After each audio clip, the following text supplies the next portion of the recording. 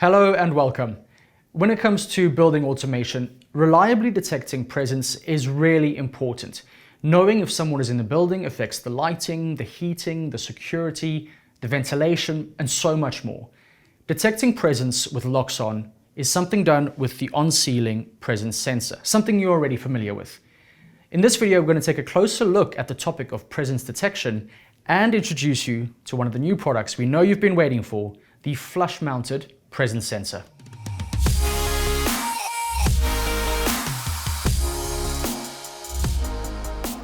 The Loxone product range includes different options when it comes to presence detection. There's the surface-mounted version available in the wired tree and wireless air version. Then there's the new flush-mounted or in-ceiling version based on Loxone tree, with both options available in either white or anthracite. All versions of the Loxone presence detectors ensure reliable presence detection thanks to the combination of an infrared sensor, an acoustic sensor, and a brightness sensor.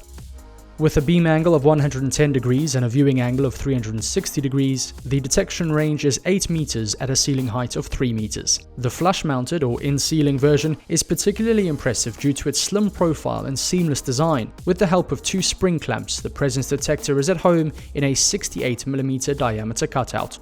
The surface-mounted variant features a fiber-reinforced mounting plate for installation efficiency.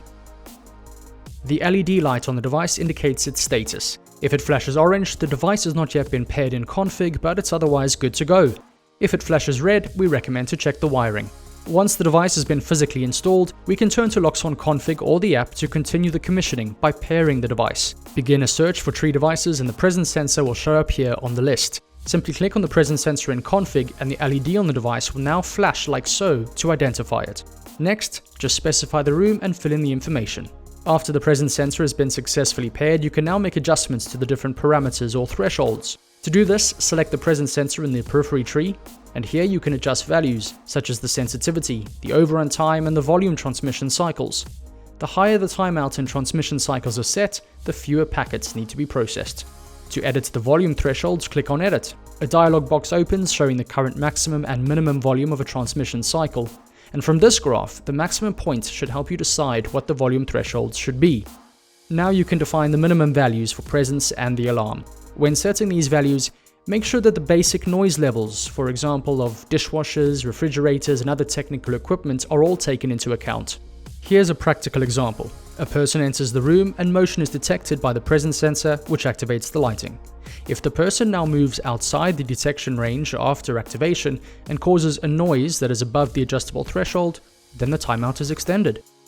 Should the timeout be reached as neither motion or audio has been detected, then presence can be reactivated within 10 seconds of this by means of a sound that is above the set threshold. The functionality doesn't stop there. The presence sensor can also trigger an alarm signal if it detects a noise level is exceeded. The threshold value can be set in Loxone config. There you have it. For more technical information, head to the Loxone website or our web shop. Be sure to subscribe to our YouTube channel to stay up to date with the latest Loxone news. For now though, that's all. Thanks for watching.